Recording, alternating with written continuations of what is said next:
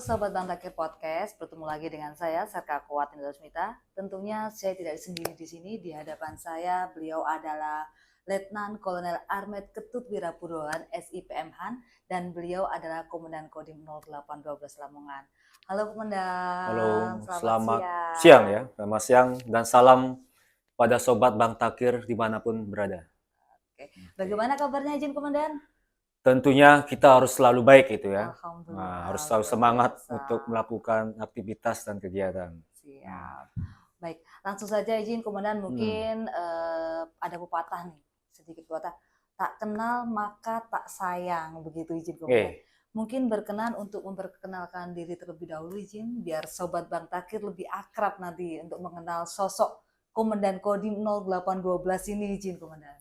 Terima kasih Mbak Takir nih ya. Siap. Bukan Bang Takir, masih Mbak Takir. Siap. Terima kasih seluruh Sobat Bang Takir. Perkenalkan saya Letnan Kolonel Armet Ketut Wirapurwoan SIPM Han. Jabatan saat ini Komandan Kodim 0812 Lamongan. Tinggal 2 hari lagi, tepat kita 1 tahun, Mbak. Siap. 17 Juli besok kita 1 tahun nih. Perkenalkan ya, izinkan saya secara singkat untuk perkenalan. Saya asli Bali ya, kemudian lahir di Bali 23 Mei 1983. Pendidikan militer pertama di Akademi Militer, lulus tahun 2004. Kemudian penempatan pertama di Sukabumi, itu kurang lebih selama 10 tahun, Mbak. Jadi dari Letnan 2 sampai Kapten. Kemudian setelah selesai di Kelapa 2, berpindah ke Pusat Pendidikan Artileri Medan. Jadi Pusat Amet. Jadi kita menjadi gumil juga, Mbak. Oh, siap. Jadi gumil, menjadi dosen lah ya. Di sana juga jabatan ya, kalau dari Sukabumi ya, kalau di Armet ada istilahnya Pajau ya. Terus tingkat Danton sampai Danre, Danrese, kemudian 3 kali staf, Mbak. Pasi Intel, Pasi Op, dan Pasi Pers. Sudah mengurus semuanya ya, hanya Pasi Log yang enggak. Oh, siap. Kemudian setelah selesai sekolah di Kelapa 2, mendapat penempatan di Pusdik Armet. Itu pun ada 3 jabatan dari gumil ya, guru militer di bidang taktik dan staf. Kemudian jadi Kasiobdik, kepala sesi operasional pendidikan. Kemudian yang ketiga menjadi Komandan Satuan Pendidikan Bintara dan Sadikba. Kemudian masih ada lagi jabatan, Mbak, setelah Dasadikba. Kita menjadi wakil komandan di Batalion Armet 4. Kebetulan tempatnya tinggal nyebrang saja. Jadi lokasi masih di Cimahi. Nah, di sana rezekinya kita menjadi wakil komandan sampai hanya sebentar ya, karena saat itu sudah mulai proses seleksi untuk sesquad. Seleksi dari 2017 ya, kemudian kita masuk 2018 menempuh pendidikan sesquad. Itu kurang lebih 11 bulan. Jadi selama pendidikan kita sudah tidak mendapatkan jabatan lagi sehingga dipamenkan. Nah, selesai sesquad ini mendapatkan kehormatan lagi, Mbak. Karena selama ini kita dinasnya di Jawa Barat ya, bagian barat. Nah, biar imbang itu kita ke timur. Nah, mendapat kehormatan berdinas di Papua. Wah, di Papua langsung. Langsung ke timur ya. Tapi kembali barat itu tidak kehilangan. Ya kita berdinas di Papua Barat jadinya. Siap. Kebetulan di Kodam 18 Kasuari. Itu sebagai Pabandialit Cinteldam 18 Kasuari. Nah, di sana kurang lebih dari 2018 sampai 2021.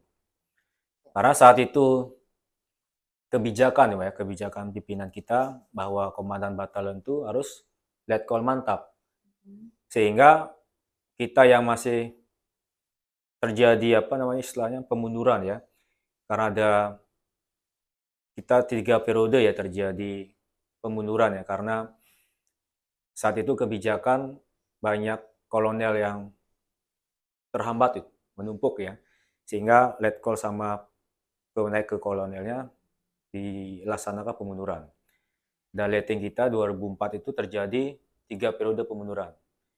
Yang seharusnya mungkin 2021 udah bisa letkol gitu ya. Karena kita Oktober 2022 baru letkol-nya. Nah, sehingga karena sudah mendekati 3 tahun, artinya harus siap-siap untuk pindah. Nah, ternyata pindahnya kita ke pusat kesenjataan ya, Armet atau pusat Armet di Cimahi juga. Kembali lagi ke Jawa Barat Nah, ya. kembali Jawa. Siap. Kemudian setelah kita pindah ke pusat Armet ya, Cimahi, Siap. ternyata kebijakan berubah lagi. Karena memang untuk mencari pengganti komandan gitu ya, pada saat itu karena kebijakan terjadi pemunduran tadi, kenaikan pangkat, tentunya yang pangkat letkol itu sudah terbatas. Sehingga terjadi kebijakan lagi, sehingga komandan batalion kembali, itu letkol promosi. Bukan lagi letkol mantap. Siap. Nah, tapi karena kita sudah pindah ke pusat Armet, baru berjalan 3 bulan, Siap. sehingga saat diajukan tidak di ACC karena belum 6 bulan. Nah, sehingga kita baru bisa diajukan semester berikutnya. Dan puji syukur kita mendapatkan tempat di Jember. Langsung sebagai pindah ke Jawa komandan Timur. ya, timur lagi ya. Siap. Sehingga lengkap lah dari barat ke timur ya, Jawa Kembali Timur, lagi baru. menjadi komandan Batalion Armet 8 di Jember. Siap. Itu kurang lebih selama 1 tahun 4 bulan. Nah, selesai komandan batalion, kita mendapatkan kesempatan lagi melalui asesmen ya. Karena semua sekarang untuk mendapatkan suatu jabatan harus melalui suatu seleksi. Itu ada asesmen. Asesmen itu yang lulus baru diberikan pembekalan, baik itu Danyon maupun Dandim. Nah, saat kemarin, ya, puji syukur kita bisa melewati itu sehingga diberikan bekal Dandim dan tidak lama menjabat menjadi Komandan Kodim 081 Lamongan. Sampai di sini hampir sekarang 1 tahun itu ya. Siap. Melaksanakan tugas sebagai Komandan Kodim 081 Lamongan. Itu secara singkat riwayat penugasan itu ya. Kemudian kami status K2. Jadi ada anak kami 2. Nah, saat itu kebetulan pindahnya pas bulan Juli ini, pas kenaikan kelas itu kan, sehingga memudahkan dalam perpindahan dari Jember kepada Lamongan lagi. Kemudian pendidikan umum ya, kita dari SD sama ya. Siap, SMP, SMP, SMA, S1, S2 juga, dan saat ini juga masih menempuh S3 juga Mbak. Sehingga walaupun di kesibukan kedinasan militer, kita upayakan untuk terus meningkatkan wawasan kita juga melalui pendidikan S3 itu.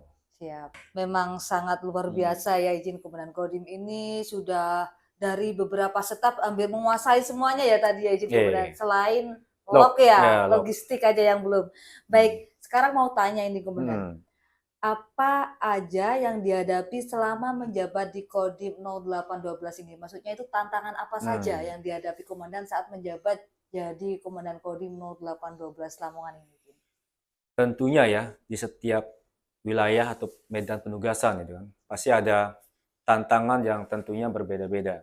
Benar. Ya, kemarin di Jawa Timur ya kan, dari baik itu masyarakatnya, budaya, kemudian geografisnya, kan kita mengenal Astagarata ya. Ada 8 aspek, itulah menjadi tantangan yang harus kita segera kuasai. Tentunya nanti ketika kita sudah menguasai, kita akan mampu melaksanakan tugas dengan baik. Istilahnya Sun Tzu ya kan, kenali musuhmu, kenali dirimu, maka beribu pertempuran akan kamu menangkan. Siap. Maka kita harus mengenali dimanapun medan tugas kita, terus kita tahu apa nih kemampuan dan batas kemampuan kita, sehingga nanti sudah mendukung kita untuk bisa menyelesaikan setiap tantangan, tugas maupun kepercayaan yang menjadi tugas amanah kita. Nah, di berbagai tempat ya, yang saya sampaikan tadi, di Jawa Barat, dengan suku, agama, budayanya, kemudian di Papua, berbeda lagi karakteristiknya. Siap, benar. Khususnya saudara-saudara kita ya, Papua, termasuk medannya memang menantang juga sana. Ya kita balik ke Jember, kemudian ke Lamongan saat ini, tentunya yang bervariasi dan perlu kita harus segera kuasai. Bukan kita hindari ya, tapi kita kuasai, sehingga bisa membantu tugas dan amanah kita terima saat ini. Adapun tantangan di sini ya, kita lihat orang Lamongan ya, itu kan kita bicara Lamongan, yang langsung terlintas itu ada 2 itu ya. Pertama kulinernya, itu sudah menjadi branding lah. Siap, iya. Dari Sabang sampai Merauke, bahkan kemarin kita di Papua, kita tidak kelaparan di sana itu. Kenapa? Karena setiap sore itu sudah mulai jualan di warung-warung pecel lele kan, soto itu lengkap juga ada di sana. Ya, mereka juga rata-rata orang Lamongan semua. Kemudian yang kedua adalah bicara terorisnya, Amrozi. Amrozi ya kan. Nah, itu ya dua hal yang bukannya saya aja, ketika saya bertanya ke rekan yang lain, itu langsung terlintas. Dan tentunya ini menjadi tantang kita ya ketika pertama datang ke sini. Wah, berarti orang Lamongan, mengapa mereka justru keluar tuh ya, memenuhi ataupun melakukan aktivitas perekonomiannya di luar, bukan justru mereka mengembangkan di Lamongan. Siap. Memang satu sisi itu menjadi suatu kebanggaan lah, menjadi brandingnya Lamongan. Artinya dimanapun, dari Sabang sampai Merauke, pasti ada orang Lamongan. Nah, setelah kita lihat di wilayah langsung ya Lamongan, oh ternyata mengapa membuat orang Lamongan itu menjadi apa ya, suka merantau lah. Kebanyakan dari Maduran, dari Sekaran ya. Kalau kemarin di daerah pantai utara, di Brondong, Paciran, mereka merantaunya bukan di Indonesia, malah di Malaysia Di dia. Malaysia Yang kebanyakan. kemarin kita Desa Brengkok itu, Siap. mereka 2.500 mereka merantau di Malaysia. Nah, kemarin yang terdata pada saat Pilpres dan Pileg gitu ya. Nah, daerah Madura sekarang banyak hampir ribuan orang mereka tidak melaksanakan pemilihan karena mereka sedang merantau di luar sana, entah Sabang sampai Merauke. Sebetulnya potensi Lamongan ini sangat luar biasa. Nah, memang ketika musim hujan ya kan, kadang air berlebih terjadilah banjir ya kan. Ketika musim kemarau saat ini, kemarau cukup panjang ini, ya terjadilah kekeringan di mana-mana. Sehingga potensi ini tidak bisa dimanfaatkan dengan baik, sehingga mengundang masyarakat itu untuk mencari ya peluang kehidupannya di luar Lamongan. Nah, padahal di sini kalau dikembangkan, saya yakin mereka akan datang ke sini lagi untuk membangun kembali Lamongan. Kemudian yang tadi ya, kedua tadi terkait terorisme dan sebagainya, saat ini mereka sudah diakomodir ya dalam suatu yayasan Lingkar Perdamaian ya, dan itu juga sudah mampu digalang, dibina sehingga bisa mendukung masyarakat sekitar untuk meningkatkan perekonomian. Jadi sekilas itu Pak, jadi tantangannya ternyata bagaimana kita bisa mengembangkan Lamongan, bisa menjadi daya tarik gitu ya. Siap. Bukan hanya dari masyarakat luar saja, tapi masyarakat Lamongan semakin betah berada sini. Siap. Mereka tidak mau merantau lagi keluar. Kenapa? Karena tadi saya katakan, mengapa begitu banyak masyarakat Lamongan itu kan mencari kesejahteraan ataupun pekerjaannya justru harus keluar wilayah. Ya. Nah, kita lihat juga di Lamongan untuk UMR-nya ya, Siap. itu masih di bawah ya. Di sini kurang lebih 2,8, sedangkan Gresik, Mojokerto itu 4,5. Artinya itulah membuat juga salah satunya mengapa masyarakat Lamongan mencari ya kan, tentunya kalau kita bekerja pasti mencari gaji yang lebih besar ya kan. Iya, benar. Rata-rata dia keluar baik di Gresik, Mojokerto, itu semua di wilayah di sekitar Lamongan. Itu ya terdata gitu kan. Nah, karena sekarang sudah mulai juga saya lihat di dekat Mantuk sudah mulai berkembang banyak perusahaan-perusahaan gitu ya. Nah, karena tadi UMR mungkin sedang gitu ya atau rendah sehingga mereka mulai membangun. Dan sekarang sudah mulai meningkat mungkin fasilitas perekonomian dan nantinya bisa tadi menarik ya menjadi magnet bagi masyarakat di luar sana untuk datang dan berinvestasi di Lamongan. Dan tentunya harapan kita juga bahwa kita Kodim ya 0812 Lamongan sebagai satuan kewilayahan juga ingin turut berikut serta bagaimana meningkatkan kesejahteraan masyarakat dengan kita bisa menjaga keamanan. Karena pendekatan kesejahteraan dan keamanan harus seimbang. Iya, benar. Nah, kita bisa lihat karena saya pernah menjadi pengalaman ya di Papua. Bagaimana Papua ini tidak bisa berkembang? Karena apa? Karena sana tidak aman ya kan. Bagaimana investor bisa masuk ke sana, bagaimana masyarakat bisa bekerja dengan aman, karena dikit-dikit diganggu oleh OPM ya kan. Siap. Merdeka dan sebagainya, sehingga menyebabkan ya sampai saat ini saudara kita di Papua sana tertinggal karena tadi keamanan belum bisa terwujud dengan baik. Siap, betul. Nah, sehingga disinilah peran kita TNI berkolaborasi dengan Polri ya, Siap. untuk meningkatkan atau menjaga stabilitas keamanan yang kondusif, sehingga mendukung pemerintah daerah nih tugasnya untuk mensejahterakan masyarakatnya. Siap. Terima kasih. Oke. Baik, terima kasih. Izin mau tanya lagi nih, Komandan. Apa program unggulan Komandan selama ini yang sudah berjalan di Kodim 0812 ini? Nah, bicara kepemimpinan ya. Siap, benar. Bicara kepemimpinan itu kan itulah artinya secara EYD kan, kepemimpinan adalah suatu seni kan. Setiap pemimpin pasti punya seni masing-masing. Siap.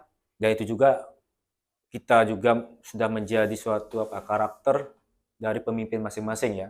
Sehingga tidak bisa kita samakan antara pemimpin satu dengan pemimpin yang lainnya. Siap, betul. Sehingga itu pun kita bawa ke sini kan ketika menjabat menjadi Komandan Kodim ya 0812 Lamongan. Nah, tentunya bagaimana kita berkreasi. Sehingga tugas pokok kita sebagai TNI ya ada 4, Siap. kemudian tugas kita secara khusus itu ada operasi militer perang maupun operasi militer selain perang ya, ada Siap, 14 betul. itu. Yang salah satu tugasnya adalah membantu tugas-tugas pemerintahan di daerah. Nah, inilah kita terkonek nih, kita sebagai satuan kewilayahan nih, bagaimana kita bisa membantu tugas-tugas pemerintah di daerah ya. Tentunya tadi setiap pemimpin punya passionnya, punya seninya masing-masing. Nah, ini kita terapkan dari visi, misi. Ketika visi dan misi sudah ada, muncullah suatu aksi. Sehingga sering saya sampaikan bahwa kita harus memiliki satu visi, satu misi, dan satu aksi. Mana visi kita itu bagaimana membuat satuan ini, prajurit ya khususnya, menjadi insan teritorial yang tanggap, tangguh, adaptif, dan profesional ya. Sehingga mampu mewujudkan satuan Kodim ini 0812 ini akan terus bisa bekerja kemudian tetap tanggap ya sampai akhir dalam pengabdian kepada bangsa negara, tentunya dalam melaksanakan tugas-tugas kewilayahan. Kemudian dari visi ini langsung kita breakdown menjadi misi yang kita kerjakan, bagaimana agar prajurit kita ini bisa tanggap tadi dengan tadi meningkatkan ya, bagaimana untuk mewujudkan prajurit yang tangguh tadi, udah tangguh, kemudian tentunya bukan hanya fisik ya, tapi mental, kesehatan, kemudian adaptif tadi melalui wawasan itu ya, bagaimana kita terus bisa beradaptasi dengan lingkungan. Kenapa adaptif itu penting gitu? Karena siapa yang mampu beradaptasi, mampu fleksibel terhadap lingkungan, dia yang akan bertahan. Nah, kita mengenal sekarang ini ada istilahnya binatang komodo ya, mungkin tahu Mbak ya. Komodo itu kan binatang purbakala. Tapi sampai hari ini kan itu masih ada. Kenapa? Karena komodo ini masih mampu dia beradaptasi dibandingkan mungkin dinosaurus yang lain ya kan, karena tidak mampu beradaptasi mereka gugur mati. Nah, sehingga terlupakanlah tinggal komodo. Nah, itu kita harapkan bahwa kita bagaimana kita bisa melaksanakan tugas dengan baik, kita harus mampu beradaptasi. Terlebih saat ini terjadi perubahan teknologi ya, informasi yang demikian canggihnya, anggota kita pun harus bisa dengan cepat mengimbangi. Ya, benar. Jangan sampai gaptek tadi. Siap. Nah, sehingga banyak program yang kita kerjakan untuk bagian dari bagaimana meningkatkan adaptasi prajurit terhadap perkembangan teknologi. Kemudian profesional, ini jelas ya, bahwa kita harus profesional. Sebagai prajurit, kita harus menguasai profesi kita. Sebagai prajurit, kesatria, tentara, apa tugas kita dalam pertempuran, pembinaan teritorial, ya kan, Komsos, kemudian Binter, dan sebagainya harus kita kuasai. Nah, ini adalah misi kita yang bisa mewujudkan prajurit yang tanggap, kemudian satuan Kodim yang tanggap hingga akhir. Kemudian kita langsung aplikasikan ketika visi dan misi ya sudah ada, ya kita membuat suatu aksi nyata di lapangan. Dan ini sudah kita terapkan 1 minggu ya, dari Senin, Selasa, Rabu, Kamis, Jumat, Sabtu sampai Minggu. Senin kita buat program Senin Berkibar. Senin Berkibar. Ya, mungkin dari bahasanya ya jelas ya, berkibar itu ada sesuatu yang kain atau benda yang berkibar, bergerak. Ya kan? Jadi kegiatan kita laksanakan adalah kegiatan upacara ya. Upacara. Bagaimana sasaran kita saat ini generasi-generasi muda kita, baik dari SD, SMP, SMA, sampai juga instansi lain. Kemarin kita sudah laksanakan di lapas itu ya. Siap di lapas. Ya. Karena lapas juga mereka lah bagian dari masyarakat kita juga, khusus Lamongan, yang perlu juga kita bina. Boleh mereka melakukan suatu kesalahan. Dan kesalahan mereka sudah diganjar ya, dihukum di lapas, di sel.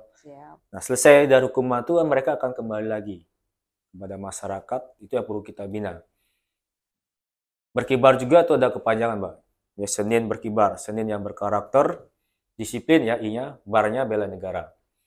Artinya kita tanamkan kepada adik-adik kita yang sekolah, mereka lah generasi penerus kita ini. Jadi kita harus menanamkan wawasan kebangsaan ya, karakternya, disiplinnya, kemudian tentunya bela negara. Karena bahasa bela negara ini suatu kata yang mungkin mudah diucapkan, tapi diaplikasikan susah. Susah ya. Karena belum berinjak kepada yang besar lah, membela negara ini. Mengapa kita ya kan, mungkin Mbak juga ya kan, Siap. membela dirinya, ada bela diri kan, Siap. atau menjaga diri kita. Kenapa? Karena kita sayang pada diri kita. Atau juga mengapa kita menjaga atau membela keluarga kita atau orang kita sayangi ya. Siap. Karena kita sayang pada mereka ketika ada ancaman pada diri kita. Ancaman kepada orang tua kan, ataupun anak kita, keluarga, pasti kita membela. Siap. Karena kita sayang pada mereka. Nah, ini pun juga kapan kita akan membela negara ini? Ketika apa? Kita sudah mencintai, menyayangi negara ini. Nah, apakah itu sudah terpatri dalam Tubuh generasi kita. muda ini? Nah, itu yang perlu kita tadi bangkitkan ya kan. Bagaimana membentuk generasi muda kita ini yang berkarakter tadi. Ini karakter juga sangat penting, Mbak. Nah, jangan sampai karakternya tadi abu ya, mencela-mencela kan, tidak konsisten. Nah, karakternya harus tangguh mereka kan. Karena apa? Karena tantangan ke depan nanti itu akan semakin kompleks, semakin berat. Kita saja saat ini sudah demikian beratnya. Apalagi tantangan ke depan dengan teknologi, kebudayaan, itu sangat luar biasa. Dan untuk melatih itu juga perlu disiplin itu kan, yang perlu ada di kita biasakan. Perlu dihabitkan menjadi suatu kebiasaan, menjadi karakter. Karena karakter itu dimulai dari kebiasaan ya kan. Dari keseharian yang kita kerjakan, terjadilah karakter atau membentuk karakter kita. Karena tadi untuk menghancurkan ya kan bangsa ya ada banyak hal ya atau cara. Yang perlu saya jelaskan ada dua. Untuk menghancurkan suatu bangsa. Yang pertama, hancurkan ideologinya. Nah, mungkin Mbak tahu ya, Uni Soviet tahu nggak Mbak? Siap. Yugoslavia. Siap. Masih ada nggak negara itu? Nggak tahu ya kan. Udah tidak ada lagi kan, Uni Soviet ya, Siap, Yugoslavia. siap. Kenapa? Karena ketika Perang Dunia Kedua, itu dihancurkan ideologinya, komunis ke Uni Soviet. Sekarang menjadi apa? Rusia, Ukraina ya kan. Kemudian Yugoslavia hancur, pecah-pecah, jadilah apa? Serbia ya kan. Kemudian dan banyak pecahan negara lainnya. Kenapa? Karena ideologi dihancurkan. Nah, juga banyak dari luar ini yang mulai ingin menghancurkan negara kita. Kenapa? Karena negara kita ini negara yang punya potensi sangat luar biasa. Dari sumber daya alamnya melimpah. Siap. Apa yang kita tanam. Kalau kita lihat dari Google kan, dari atas betapa hijau itu kan. Siap. Wilayah Indonesia. Artinya apa yang ditanam, apa yang kita inginkan ada di Indonesia semua. Bahkan sampai sumber daya dari minyak bumi, tembaga ya kan, bagaimana di Papua, Tembagapura, emas dan sebagainya, semua ada di Indonesia. Nah, SDM juga kita sangat melimpah. Saat ini hampir 280 juta jiwa ya penduduk Indonesia. Apabila SDA dengan SDM ini bisa dimanfaatkan dengan baik ya kan, kita mampu mengelola kekayaan alam kita sendiri, ya Indonesia akan menjadi negara maju. Bagaimana tuh Amerika ya kan? Amerika saja SDA-nya boleh dikatakan ya jauh daripada kita. Tapi bagaimana mereka mampu menjadi negara superpower. ya kan? Nah, karena SDM-nya mereka berkualitas. Nah, untuk tadi banyak negara tidak menginginkan Indonesia itu menjadi negara maju ya, negara superpower. Nah, maka itu banyak cara, hancurkanlah ideologinya kan. Dan banyak kejadian. Sejak kita merdeka ada gerakan Permesta PRRI. Ada tahun 65 G13 PKI. Kemudian sampai sekarang ini masih ada ya kan. Yang berapa tahun lalu ada GAM, menginginkan Aceh merdeka, dan sampai saat ini Papua merdeka ini masih ada. Jadi kita dipecah belah agar tadi Indonesia tidak bisa memanfaatkan sumber daya alamnya, tidak bisa menjadi negara maju. Dan memang sejarah mencatat mengapa. Mungkin Mbak tahu ya, Majapahit tahu ya, Siap. Sriwijaya tahu ya. Siap. Nah, itu negara atau kerajaan besar. Bahkan luas wilayahnya mungkin lebih besar pada sekarang. Bahkan Malaysia, Brunei kan, Singapura, Filipina juga, bahkan Thailand itu menjadi bagian dari kerajaan Majapahit dan Sriwijaya. Nah, bagaimana negara besar itu bisa hancur, kerajaan besar itu? Kenapa? Karena divide et impera ya. Di zaman penjajah dulu diadu domba. Bukan mereka itu hancur karena serangan dari Cina. Memang satu kebaikan kan, mengirimkan pasukan untuk menginvasi Singosari. Tapi bukan karena itu kita hancur. Tapi bagaimana kita dihancur dari dalam, dipecah belah ya kan. Jadi suku, agama, ras, kemudian golongan sebagainya yang diikat ya melalui moto Bhinneka Tunggal Ika. Berbeda-beda tetap satu jua kan. Itu yang menjadi kekuatan sebenarnya. Menjadi kekayaan alam kita yang seperti pelangi ya kan, indah, ada warna yang berbeda-beda ya, menjadi satu dengan polanya, kemudian tidak ada warna yang menyilang ataupun merusak gitu kan, tapi semua warna ada polanya masing-masing sehingga indah. Nah, keanekaragaman ini itu dimanfaatkan oleh penjajah saat itu kan, kita diadu domba, dibuat politik, divide et impera tadi dihancurkan. Sehingga dari dalam lah, ketika sudah tidak kompak, sehingga mereka dengan mudah untuk menjajah kita sampai 350 tahun ya, sesuai catatan sejarah ya. Pelajaran sejarah masuk semua ini. Ya, siap. Kita harus tadi, kata Bung Karno ya kan, istilahnya jas merah. Kenapa bukan jas hitam? Why? Nah, karena ada kepanjangan tadi ya. Siap. Jas merah ya, jangan sekali-kali kita meninggalkan atau melupakan sejarah. Nah, itulah makanya pentingnya pendidikan karakter itu ya bagi anak generasi muda kita. Nah, ini ya program Seni Berkibar kita gencarkan, bahkan Koramil itu ya harus ikut sebagai dalam program ini dari SD, SMP, SMA ya, bahkan mahasiswa juga ya kan, kita berikan pendidikan karakter. Nah, terlebih pada saat ini mulai penerimaan mahasiswa baru ya. Siap, ya. Kemudian ada Selasa Bergelora ya, program berikutnya. Selasa yang bergerak, lari, dan olahraga bersama. Nah, ini kita laksanakan bersama-sama dengan anggota militer PNS ya, sehingga bisa kita terus memelihara fisik kita prima. Karena sejatinya kekayaan yang tiada nilainya itulah kesehatan kita. Kesehatan harta yang paling berharga. Berharga dan tidak ternilai itu harganya. Siap. Itulah rezeki kita sesungguhnya. Itu yang perlu kita jaga. Terlebih kita prajurit ya Pak ya. Kita dituntut harus mampu menyelesaikan semua tugas yang dipercayakan kepada kita semua. Jadi prajurit tidak ada istilah gagal ya. Karena kita didesain, prajurit tentara didesain untuk melaksanakan tugas pertempuran. Apabila kita gagal ya kan, melakukan kesalahan sekecil sedikit ya, itu bisa berdampak kepada nyawa kita. Sehingga itulah mengapa prajurit itu harus bisa sempurna dalam pelaksanaan tugasnya. Tidak boleh ada kata gagal, salah sedikit pun. Nah, sehingga inilah ketika prajurit ya kan dalam melaksanakan tugasnya bisa berhasil itu, kenapa? Karena didukung oleh fisik yang prima. Betul ya? Kalau fisiknya nggak prima, tidak akan mampu melaksanakan tugas pertempuran tadi.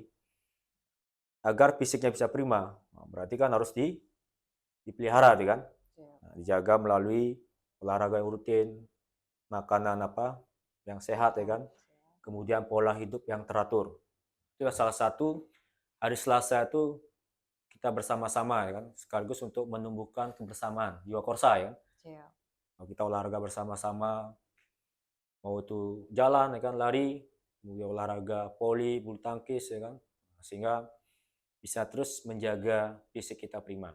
Dan ini sesuai dengan moto dari Bapak Panglima TNI, ya kan, bahwa TNI terus prima. Sebelum TNI prima, nah saya katakan tadi, segala sesuatu yang besar dimulai dari apa, Pak? Hal yang kecil, betul ya? Jadi TNI besar dimulai dari apa? Dari para prajuritnya. Kalau prajuritnya prima, ya kan, satuannya akan prima. Semua jajaran satuan prima, ya kan, mau Kodam, Angkatan Darat, Laut, Udara, prima, TNI akan prima. Sehingga itu semua mulai dari hal kecil, yaitu prajurit. Kemudian ada program Rabu Berempati, Pak. Rabu Berempati. Kalau tadi juga bergelora, tahu kan? Wah, gelora itu kan penuh semangat. Siap. Jadi aplikasikan melalui olahraga bersama.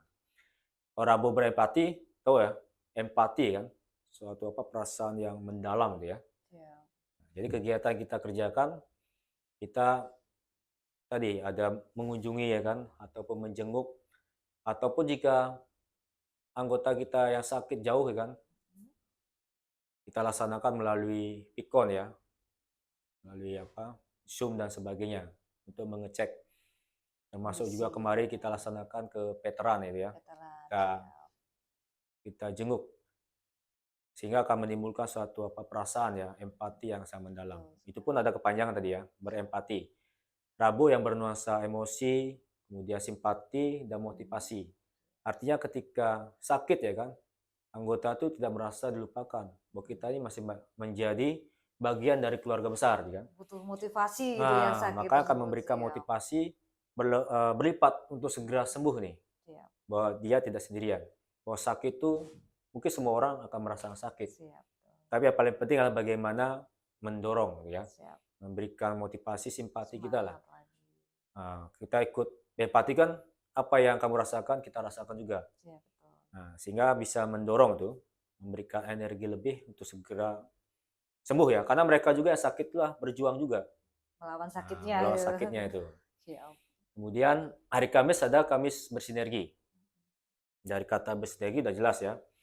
Bahwa kita melakukan suatu kegiatan berkolaborasi, bekerja sama dengan semua elemen itu, ya, semua instansi ataupun satuan yang ada di Lamongan. Jadi kegiatannya bersinergi, ada kepanjangan, Pak, Kamis yang bersih dan berenergi baru. Kegiatannya kita melaksanakan pembersihan, ya, dari saluran air, kemudian sampah-sampah, ya. Kemudian berenergi baru ini bagaimana kita melakukan pengelolaan sampah-sampah ini yang tadi tidak bernilai ekonomis atau limbah menjadi suatu bahan bernilai ekonomis ataupun yang menjadi suatu bahan yang berkah lah atau bermanfaat lah. Kemudian energi baru juga kegiatannya penanaman pohon-pohonan, ya. Karena kita mendukung kegiatan dari komando atas kita, yaitu program TNI bersama rakyat bersatu dengan alam untuk NKRI. Artinya bagaimana kita bisa menjaga negara kita ini yang asri, ya, yang masih alami, yang tentunya akan berdampak kepada kita juga. Apabila udaranya segar, tentu kita yang menghirup, kita yang hidup akan nyaman juga. Nah, ini kegiatan kita lakukan lah kegiatan dari penanaman, ya, penghijauan lah, reboisasi.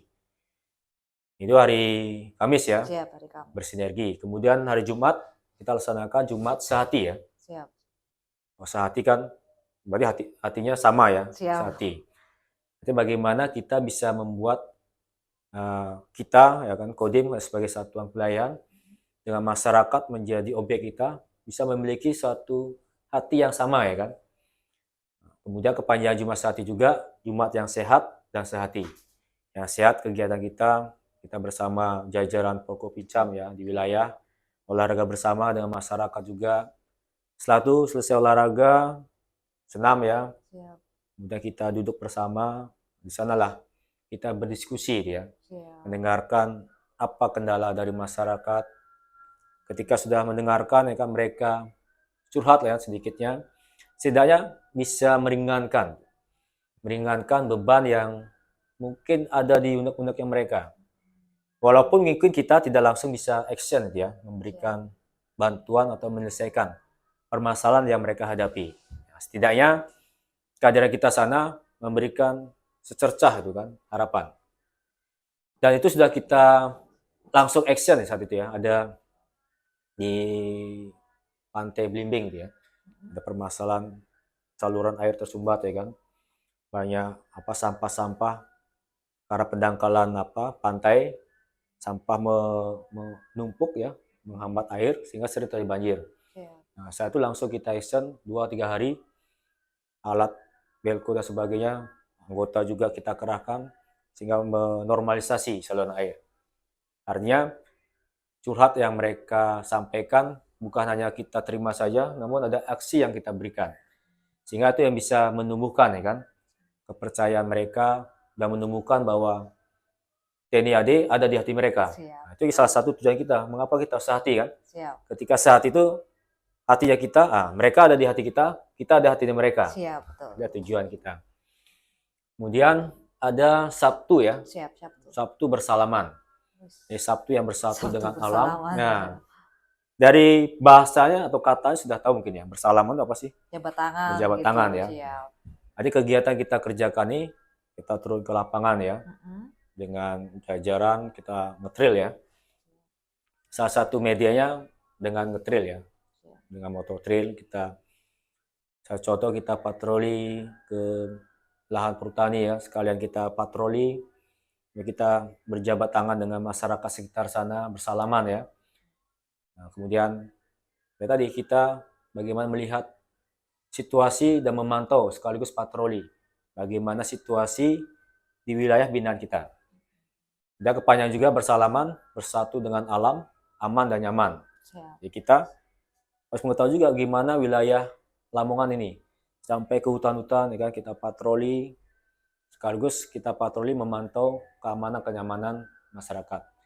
Apabila ada permasalahan, ya kan, setelah kita bisa memberikan support, ya kan, bahwa kita ini turut hadir di lapangan untuk menciptakan kondisi yang kondusif, aman dan nyaman. Kemudian hari Minggu juga ada Mbak. Minggu full ya, full pokoknya ya. Satu minggu full ya, ada programnya masing-masing gitu. Jadi Minggu berziarah dia. Dari kata ziarah udah tahu ya, maknanya ziarah itu ya kita ke makam-makam ya kan, kulunun ya kan, kita ke makam-makam leluhur. Berziarah juga kepanjangan ya.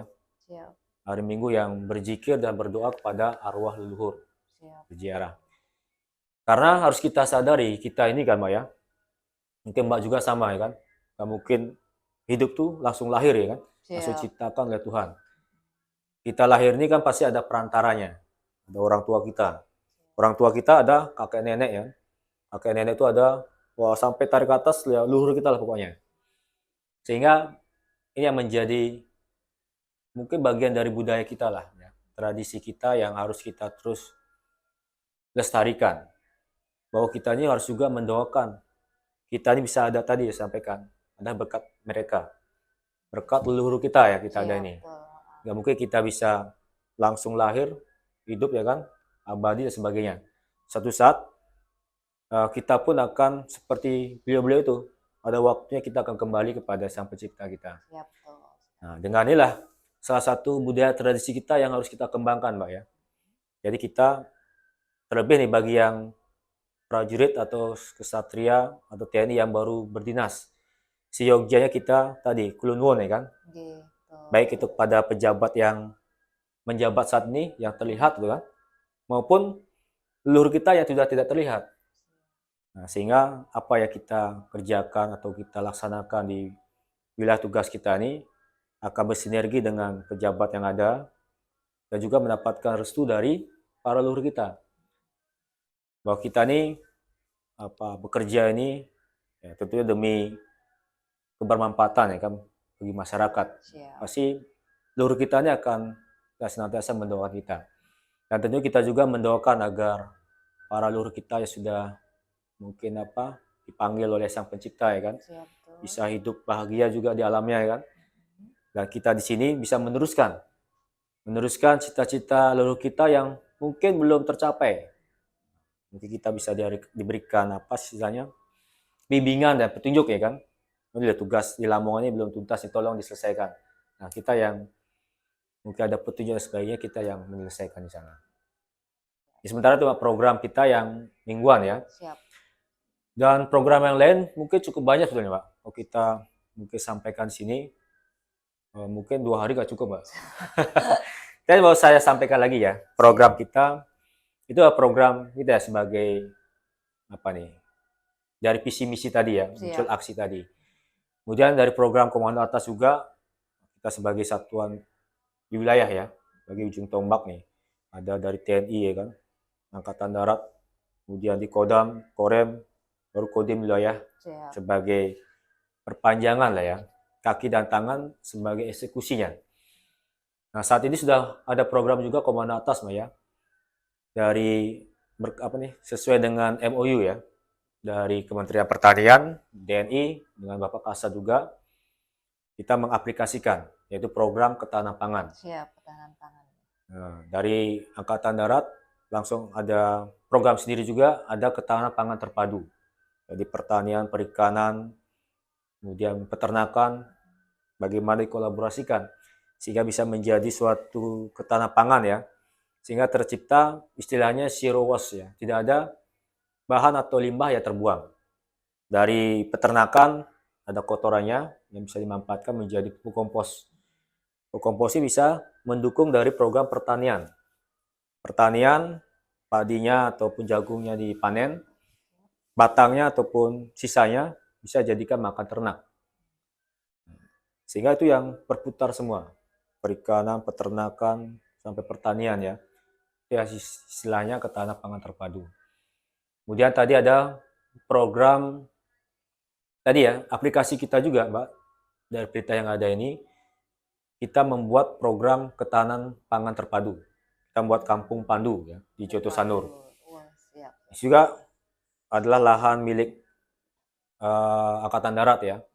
Sana daerah latihan menembak, kita rubah, ya, kita produktifkan menjadi ketahanan pangan terpadu tadi. Kampung Pandu ya, pangan terpadu. Ada pertanian, perikanan, kemudian peternakan. Dan kondisi saat yang ada, peternakan ada 9 ekor sapi, Mbak. Udah kambing ada 46 ekor kambing. Wow, banyak juga ya. Artinya nanti kan kotoran-kotoran ini itu tidak terbuang, bisa dimanfaatkan menjadi pupuk kompos atau pupuk organik. Siap. Nah, pupuk ini sedang kita galakkan juga. Bagaimana merubah mindset para petani kita ini agar tidak kecanduan lah istilahnya atau ketergantungan terhadap pupuk kimia. Karena kan tidak ada suatu masa berapa lalu ya, sangat terjadi kekurangan pupuk subsidi. Akhirnya berdampak kepada sektor pertanian.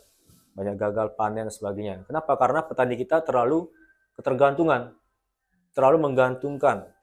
Istilahnya kalau di kita tuh, petani kita ini tidak pede dia, apabila menggunakan pupuk selain pupuk kimia tadi. Padahal secara kualitas, pupuk organik ini itu lebih kualitas, lebih bagus dan lebih berkualitas lah. Maka kemarin kita mengundang ya Mbak ya, beberapa profesor tadi, yang tim ahli ya, Prof. Budi, Prof. Derajat, kita sharing ilmu. Bahwa ternyata mengapa sekarang terjadi peningkatan terhadap stunting gitu kan.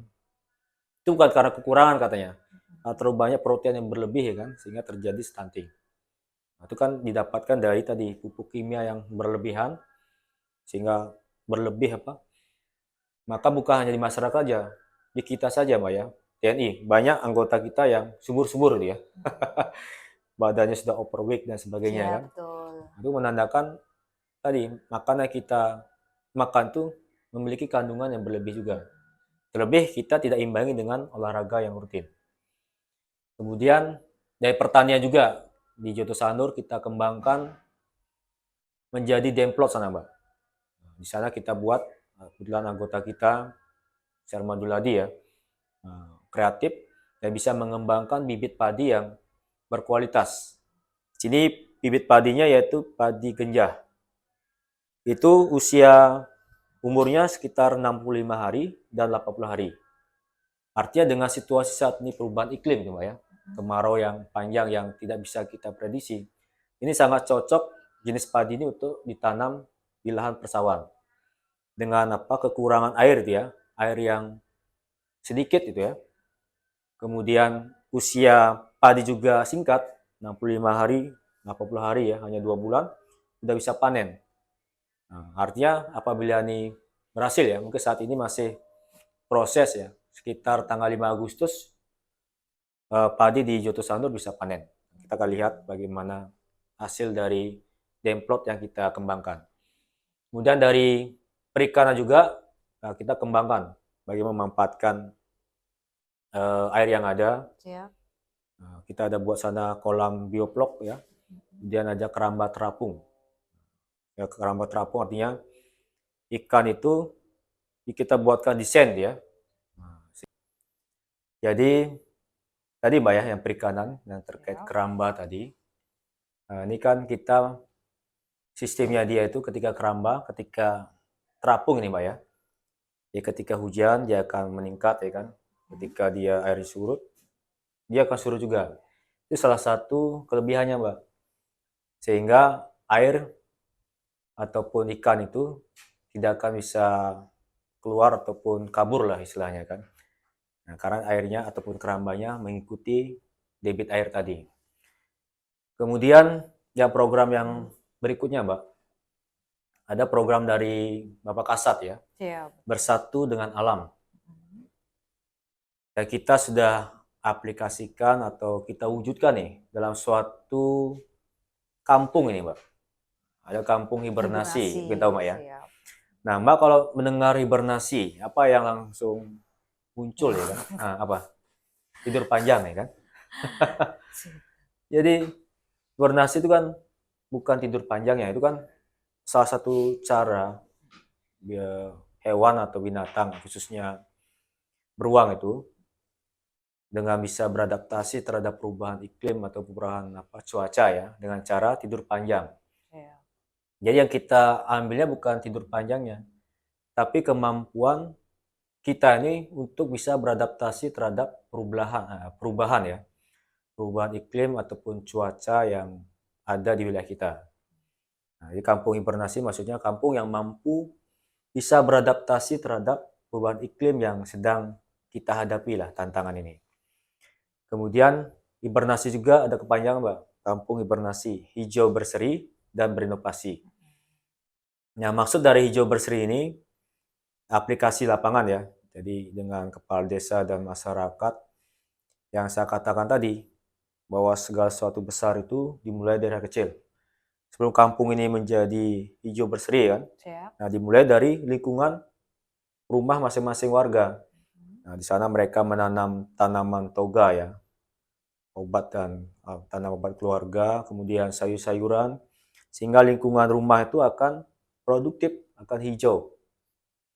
Nah, kemudian di sektor-sektor umum ya di kampung itu kita ajarkan penanaman-penanaman, reboisasi lah, baik penanaman kemarin tabebuya, pohon yang pohon tegak lah, yang intinya bisa untuk tempat yang teduh, siklus oksigen, udara, dan sebagainya. Kemudian inovasinya ini terkait pengelolaan sampah. Bagaimana sampah ini sudah menjadi suatu ancaman ya bagi kita semua. Karena setiap hari ya, saya yakin Mbak juga sama ya, setiap hari akan membuang sampah nih. Ya. Karena apa yang kita makan, ada sampah yang kita include di dalamnya. Entah itu beli makanan untuk plastik ya, ataupun nih aqua yang kita minum ini. Airnya kita minum ya kan, manfaat. Botolnya itu ada suatu sampah. Nah, apabila ini tidak kita dari sekarang ya peduli, ini suatu saat kita akan mewariskan kepada anak cucu kita ini sampah yang demikian berlimpah. Bahkan tanah-tanah tidak akan produktif karena sampah-sampah plastik ini itu terurainya sangat lama, Mbak. Hampir 300 tahun ya kan, atau 3 abad baru terurai dia. Nah, dari kampung hibernasi tadi, yang inovasi tadi, bagaimana di desa Klagen Serampat ini yang kita kemarin daulat ya menjadi kampung hibernasi, di sana ada bentuk inovasi yang kita terus dampingi. Pertama, sampah-sampah organik kita buat menjadi pupuk organik. Bisa sampai bisa membuat pupuk laguano dari kotoran-kotoran. Kemudian sampah-sampah organiknya seperti sisa-sisa makanan ya. Siap. Nah, kita jadikan budidaya maggot. Nanti maggot ini itu sebetulnya mudah tuh budidayanya. Ya sampai 18 hari sudah siap panen. Artinya 18 hari itu akan berputar ya menjadi suatu ya bentuknya kayak belatung itu udah Siap. siap untuk dikonsumsi ya. Bukan kita yang musinya, Siap. tapi oleh Hewan. ternak Ternak, ataupun siap. hewan yang kita pelihara. Bisa ternak ayam ataupun lele yang Lele, siap. menjadi sumber untuk kebutuhan kita. Kemudian ada juga sampah non organik dari plastik-plastik ini yang bisa kita olah ya menjadi bahan yang bernilai ekonomis. Satu contohnya adalah menjadi paving block, kemudian jadi tempat rokok itu apa namanya? Asbak. Asbak dan sebagainya. Kemudian tadi yang menarik dari sampah pampers ya. Siap. Nah, ini khususnya pampers bayi Mbak ya. Nah, Siap. itu bisa diolah bagian dalamnya itu bisa menjadi pupuk cair, campuran dari pupuk cair. Karena bayi ya yang mungkin kita sama-sama ketahui ya bahwa makanan bayi itu kan masih alami ya. Makanan belum ada campuran Yang dengan aneh-aneh. kimia, Siap, bukan aneh-aneh ya. betul. Beda seperti kita ya. Siap. Apapun yang ada kita makan ya kan. Sehingga Siap. apa yang kita buang itu sudah terkontaminasi lah dengan zat-zat kimia. Nah, isi dari pampers ini itu bisa dimanfaatkan menjadi pupuk cair. Sangat cocok dan subur untuk kesuburan tanaman. Kemudian bagian luarnya ini, pampersnya dimanfaatkan untuk menjadi pot. Jadi pot tanaman berbahan pampers. Karena pampers juga ini bagian seperti dari plastik ini, itu sangat susah terurai. Nah, sehingga ketika sudah menjadi ada media pampers yang bisa dimanfaatkan menjadi suatu bahan atau barang ya. Contohnya tadi menjadi pot, artinya akan kita pelan-pelan mengurangi sampah-sampah dari pampers tadi. Dan fungsinya sangat cocok ini menjadi media tanam dari pohon-pohonan. Karena ketika bayi ataupun orang tua menggunakan pampers ya kan, itu bisa menjaga kelembapan ya kulit. Nah, artinya ketika itu didesain menjadi pot tanaman itu akan mampu menjaga kelembaban tanah yang ada dalam pot itu. Ya, betul. Itu salah satu program kita yang langsung kita aplikasikan ya menjadi kampung hibernasi, kampung pandu di Joto Sanur. Itu bagian dari breakdown ya dari perintah pimpinan atas kita, langsung kita aplikasikan di bawah sini. Siap. Oke. Kemudian mau tanya nih Komandan, setiap hari Senin gitu kan saya kan dengar nih kayak istilah Bang Takir begitu. Apa sih maksud diciptakannya Bang Takir dan Bang Takir itu sendiri itu apa artinya seperti itu Jin? Kemudian dijelaskan. Artinya tuh berarti Mbak yang salah nih, bukan hari Senin aja Mbak, itu tiap hari. Siap. Harus makanya mendengar kan harusnya. Yang paling sering kan terdengarkan hari Senin saat apel upacara seperti itu Jin. Berarti Mbak belum mengupload ya, posting di WA itu kan setiap pagi sama dari tim PEN kan dikirim. Ada pesan Bang Takir dan aksi Bang Takir kan. Siap. Itulah satu media tuh Mbak ya. Siap. Bang Takir untuk kita bisa mendekatkan diri dengan masyarakat. Artinya kita prajurit ya kan. Kalau di masyarakat kita lebih familiar itu kan. Dipanggil semua prajurit lah, pasti dipanggilnya apa? Bang itu kan. Siap. Nah, Bang ataupun yang mungkin yang kuatnya Mbak ya kan. Nah, tapi ada sebagian kita lah prajurit yang laki-laki kan, itu dominan dipanggil Bang. Sehingga Bang inilah kita menjadikan ikon untuk bisa mendekatkan tadi dengan masyarakat, karena kita dengan masyarakat itulah sangat rakyat inilah ibu kandung kita kan. TNI, sekali. sehingga kita bersama rakyat harus kompak ya kan, harus solid ya. Siap. Nah, bagaimana menumbuhkan tadi ya dengan komunikasi tadi. Nah, ada makna yang terkandung dari kata Bang Takir ini. Siap, betul. Nah, yang pertama ya kan, dari Takir ini itu ada kepanjangan juga, Mbak. Kalau mungkin Mbak orang Jawa nih ya. Siap. Kalau Takir apa, Mbak? Tempat buat Nah, makanan biasanya. tempat yang berbahan dari pisang gitu ya, daun Siap. pisang yang bentuknya kotak ya kan. Siap. Nah, itu pun secara fisiologi Jawa kan mengandung makna dia. Ada kepanjangannya tuh. Nata karo mikir. Takir kan, nata karo mikir. Jadi menata sambil berpikir. Nah, maknanya ya terkandung lah bagaimana kita menata ya kan langkah yang kita kerjakan ini dengan pemikiran yang demikian matang, dengan pemikiran yang terencana lah. Sehingga tentunya akan menghasilkan hasil yang demikian maksimal dan optimal. Ya, setiap langkah itu harus dipikirkan dengan matang. Itulah nata karo mikir. Siap. Ada juga makna kedua, takir itu adalah takwa dan sikir. Ada suatu, berarti kan takwa itu sama ya dengan mendekatkan kepada Tuhan, sikir Siap, mengingat betul. Tuhan dan sebagainya kan. Siap. Jadi takwa dan sikir ini bagaimana kita terus mengingat dan terus mendekatkan kan kepada jalan-jalan menuju Tuhan kita. Siap. Sehingga kita akan terus mengaplikasikannya melalui pikiran, perkataan, dan perbuatan yang tentunya bermanfaat bagi masyarakat dan orang lain. Itu makna dari takirnya, Mbak. Siap. Kemudian maknanya tadi, bagaimana bank ini, ada kepanjangan juga, Mbak. Bank itu Babinsa, NG-nya Lamongan ya, Babinsa Lamongan. Kemudian takirnya kepanjangan juga, tanggap hingga akhir. Yang tadi saya sampaikan itu menjadi visi dan misi saya di sini, bagaimana bentuk prajurit yang tanggap dan satuan kita ini yang tanggap hingga akhir ya, kapanpun. Tadi yang saya katakan tanggap kan, ada dua makna juga. Tanggap sesuai dengan EYD kan, itu suatu kepekaan kita. Tanggap, peka, dan mengetahui permasalahan yang ada. Selanjutnya mengambil suatu langkah atau tindakan untuk mengatasi permasalahan itu. Siap. Sehingga mengapa kita bukan tangguh. Kalau tangguh itu ibaratkan karang, Mbak ya. Tahu karang, Mbak ya?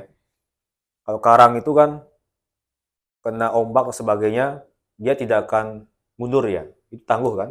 Tapi dia tidak memberikan reaksi. Nah, kalau tanggap nih, tahu permasalahannya, ada aksi apa, dia memberikan reaksi langsung untuk mengatasi permasalahan itu. Nah, itu tanggap. Nah, jadi secara makna khusus tadi, Bang Takirilah Babinsa Lamongan tanggap hingga akhir. Harapan kita, Babinsa kita yang menjadi ujung tombak nih dari satuan kodim kita ini selalu tanggap, tidak mengenal waktu 24 jam kapanpun ya kan ketika digerakkan, dia harus mampu tanggap tadi. Siap. Harus peka terhadap permasalahan atau situasi yang terjadi di wilayahnya dan mengambil suatu langkah atau tindakan untuk menyelesaikan permasalahan itu. Nah, itu ya makna dari Bang Takir tadi, Mbak. Siap. Jadi agar Babinsa kita Lamongan ya, siap, tanggap hingga akhir dalam pengabdian kepada bangsa negara. Oke, baik. Kemudian mau tanya nih Bapak, apa yang Bapak lakukan untuk meningkatkan kesejahteraan prajurit dan keluarga yang selama ini sudah dilaksanakan? Kesejahteraan ya, bicara kesejahteraan ya. Itu kan tidak harus berbentuk material itu kan, atau berbentuk kesejahteraan materi, uang, sebagainya. Nah, tentunya kesejahteraan kita berikan tadi yang sudah kita aplikasikan langsung ya kan, yang sudah saya sampaikan tadi, salah satu kesejahteraan kita yang paling hakiki ya kan, yang tidak ternilai harganya adalah kesehatan. Betul. Bahkan bagi prajurit ya kan, kesejahteraan kita apa Mbak? Cuti. Bukan. Biasanya. Prajurit, latihan adalah kesejahteraan kita. Itu yang selalu terngiang kan. Mengapa latihan itu menjadi kesejahteraan kita? Yang saya sampaikan tadi, prajurit itu desain untuk melaksanakan tugas pertempuran. Betul ya? Kuat juga, motonya kuat apa? Bukan mawar penghias taman, tapi melatih pagar bangsa. Nah, artinya pagar bangsa itu melatih. Itu melindungi bangsa ini. Bukannya penghias saja, bukannya masalah keindahan saja. Betul. Tapi bagaimana melindungi nih kan, melatih ini bisa melindungi menjadi pagar bangsa ini. Artinya tugasnya sama juga, Mbak. Jadi tidak ada gender tadi. Siap. Prajurit laki, perempuan, tugasnya berbeda enggak. Bahkan banyak gitu kan. Prajurit wanita kan kuat masuk komando ya kan, Siap, berangkat betul. tugas operasi baik dalam negeri, luar negeri, bahkan jago nembak. Siap. Nah, artinya tugasnya sama ketika menjadi prajurit. Didesain menjadi petarung ya, menjadi tugasnya lah tugas pertempuran. Dia tidak mengenal dia laki-laki perempuan. Tugas sama nih. Kita harus siap melaksanakan tugas pertempuran. Sehingga mengapa tuh latihan itu menjadi kesejahteraan. Kenapa? Agar kita sudah terbiasa melaksanakan pertempuran, melatih. Karena apa yang dilatihkan ya kan, nah, itu nanti kita aplikasikan. Agar kita bisa terhindar dari hanya sekedar datang ya kan, mengantar nyawa saja. Nah, saya sampaikan tadi, kita berangkat tugas ini harus berhasil. Nah, karena ketika berangkat operasi kan, ada pertempuran yang ada apa? Membunuh atau dibunuh. Siap. Nah, maka itu latihan tuh menjadi kesejahteraan prajurit. Nah, itu bicara prajurit pada umumnya ya kan. Nah, yang kita kerjakan di Kodim ini kan, selain latihan itu harus maksimal kan pada prajurit, latihan menembak ataupun latihan dalam mendukung tugas pokok kita, itu harus betul-betul dilaksanakan karena kesejahteraan hakiki prajurit. Yang kedua, kesejahteraan kita ini adalah kepada prajurit dan keluarga ya kan, bagaimana agar bisa menjaga kesehatan tadi. Karena kesehatan inilah tadi saya sampaikan harta yang tidak ternilai ya, bukan bernilai tapi tidak ternilai itu, tidak bisa kita ukur. Kenapa? Nah, ketika kita sakit, kita harus sampai mengorbankan kan ratusan miliaran untuk bisa sembuh di operasi sebagainya. Nah, sehingga salah satu cara nih untuk menjaga kesehatan kita buat program tadi, Selasa Bergelora. Sehingga anggota baik militer, PNS bisa melaksanakan olahraga rutin, Pak. Selasa Kamis ya, olahraga rutin sehingga bisa menjaga fisik dan kesehatan tadi.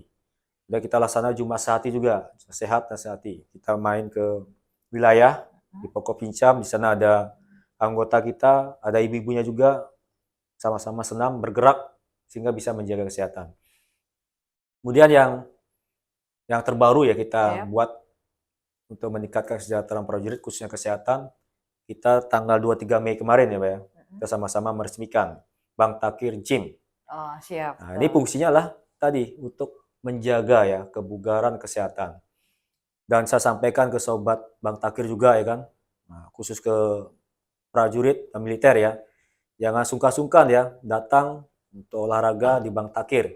Untuk anggota dan keluarga besar Mbak ya, ini gratis ya, free.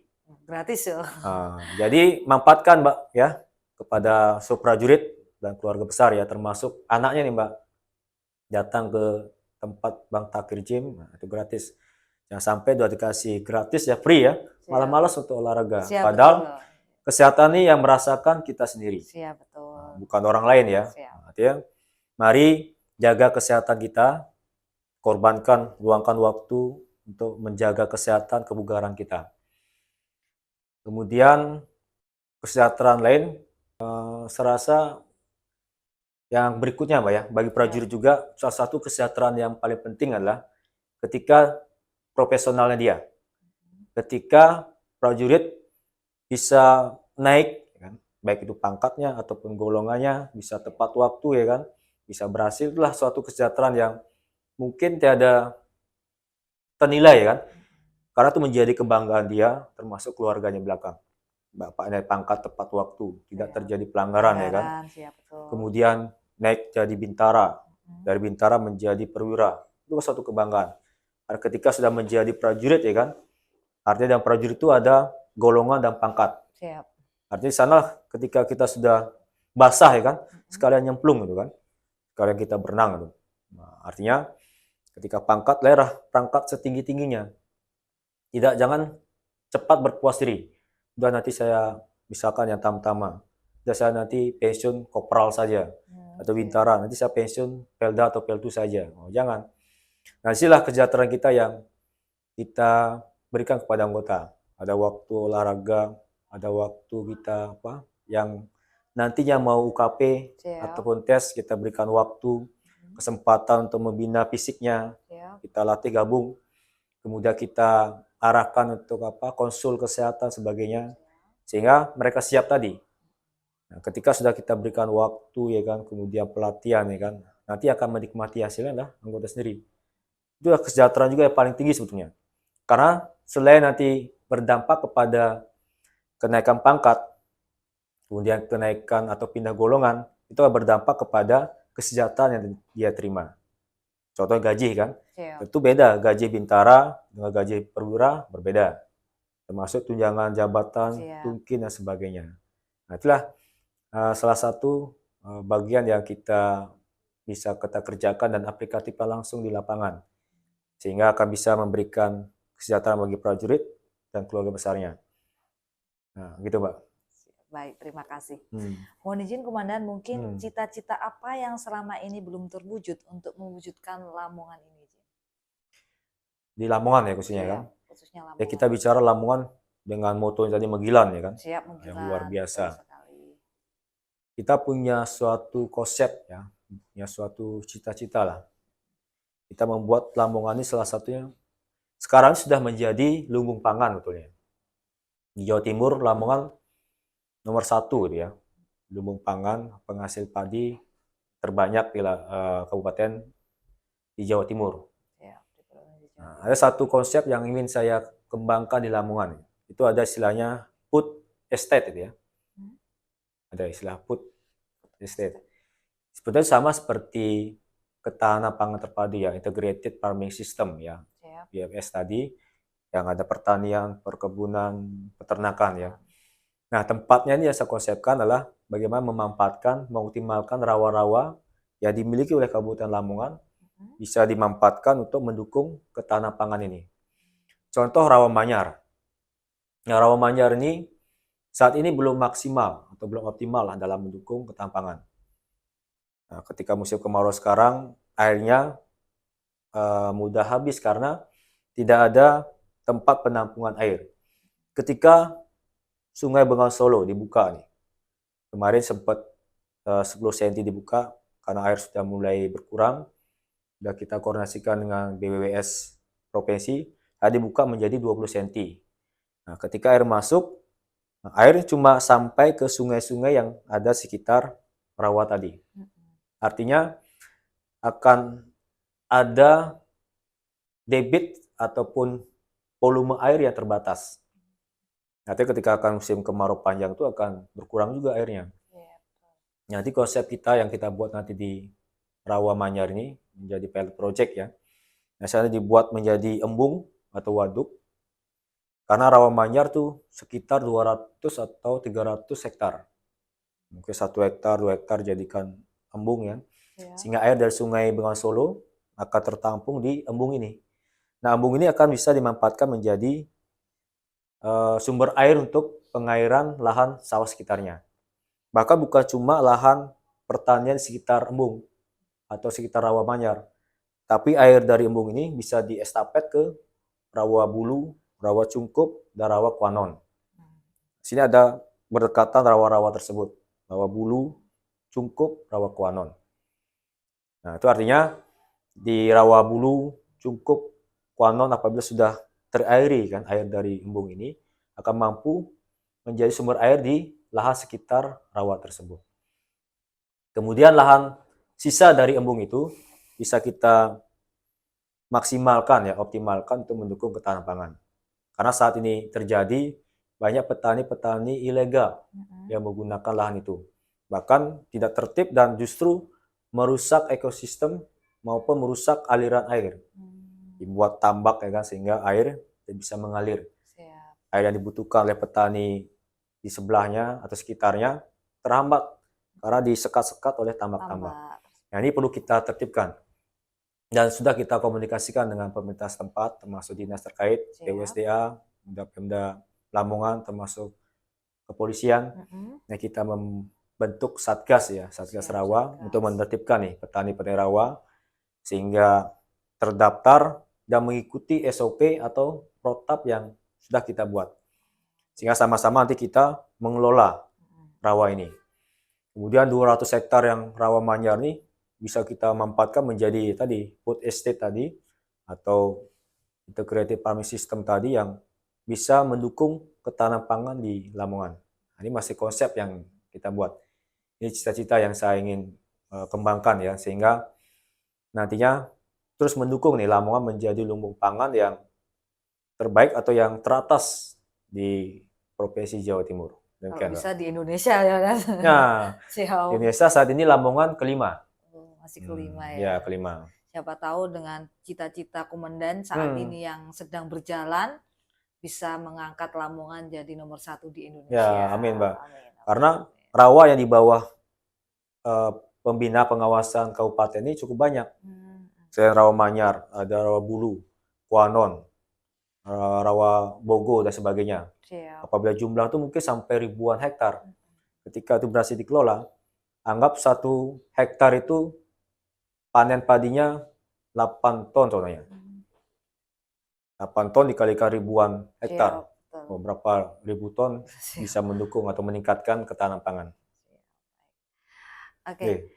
Baik, demikianlah tadi perbincangan podcast kali ini bersama Komandan Kodim 0812 Letnan Kolonel Armet Ketut Wirapurbawan SIPM Han. Kami ucapkan terima kasih izin Komandan terima kasih, sudah berkenan mengisi waktunya, sudah meluangkan waktu kali ini. Baik, sampai jumpa di episode selanjutnya. Bye bye. Salam Baktakir. Tanggap hingga akhir.